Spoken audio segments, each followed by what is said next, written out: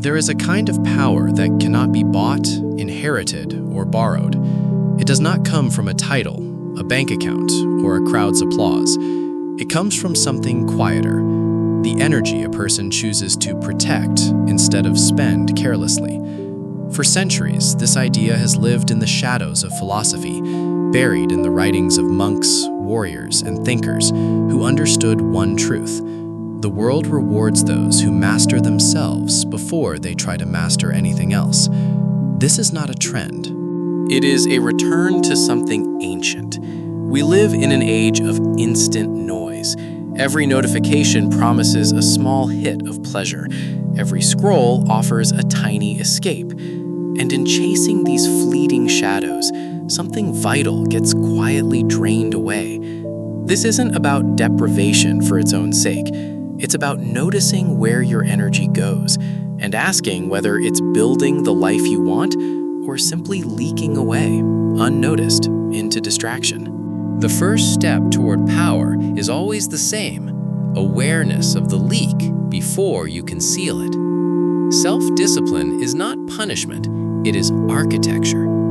Every choice to hold back, to wait, to resist an impulse is a brick laid in a foundation that others cannot see yet, but will eventually feel. There is a stillness that surrounds people who have built this kind of internal structure. They don't rush to fill silence. They don't perform for approval. Their calm is not passive.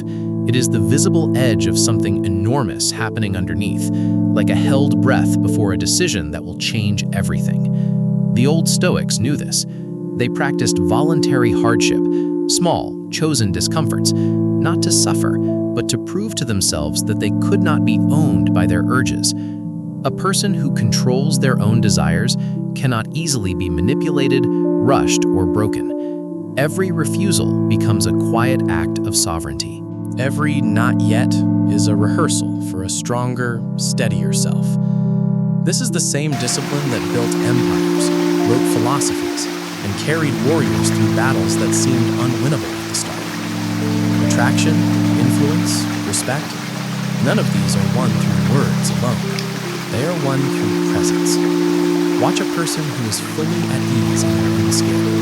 They don't need to fill every silence. They don't flinch under attention. They don't chase validation. That stillness is magnetic precisely because it is rare. In a world addicted to noise and urgency, the person who can be quiet, grounded, and unhurried becomes impossible to ignore. Presence is not something you perform. It is something you have, or you don't, yet. History remembers the disciplined far longer than it remembers the indulgent. Thinkers who guarded their focus produced ideas that outlived them by centuries. Warriors who trained their bodies and minds in equal measure became legends, not because they were fearless, but because they were controlled. Even inventors credited with reshaping the modern world spoke of solitude, restraint, and relentless focus as the true engines behind their breakthroughs. The pattern repeats across eras and cultures. Those who conserve their inner fire eventually use it to build something the world remembers. There is an old idea, found in more than one tradition, that vital energy is not something to be spent recklessly.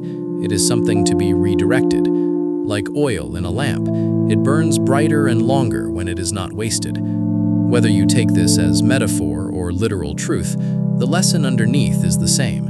What you don't scatter, you can eventually aim. Undirected energy fades into nothing. Focused energy becomes momentum. And momentum, sustained over months and years, becomes the kind of transformation that looks impossible from the outside.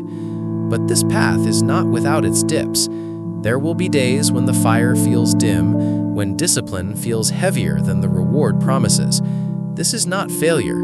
It is the flat line every disciplined person eventually faces. The old traditions called this the shadow, the darker, restless parts of yourself that resist change. The mistake is not feeling this resistance. The mistake is mistaking it for permission to quit, or worse, letting the progress you've made curdle into arrogance. Discipline is a tool for building something greater than yourself, never a badge for looking down on others. Every generation believes it invented distraction, but every generation has had to fight the same battle, staying whole in a world designed to fragment your attention. What makes this moment different is the sheer scale of the pull.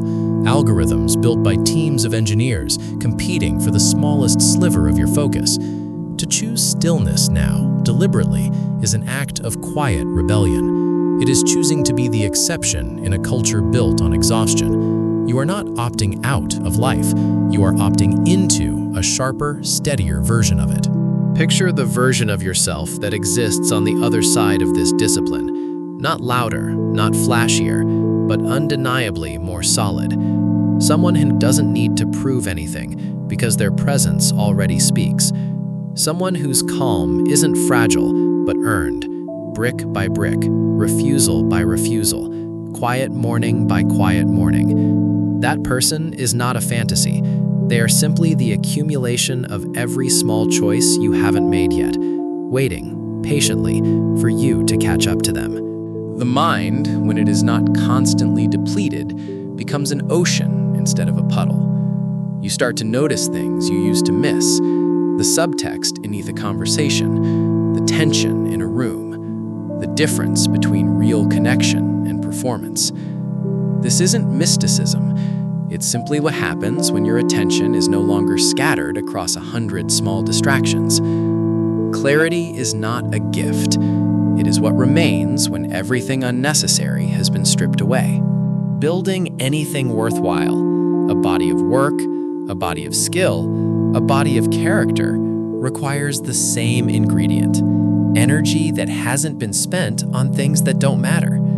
This is why so many builders throughout history spoke of solitude and restraint in the same breath as ambition. It was never really about restriction. It was about redirection. The energy was never meant to disappear.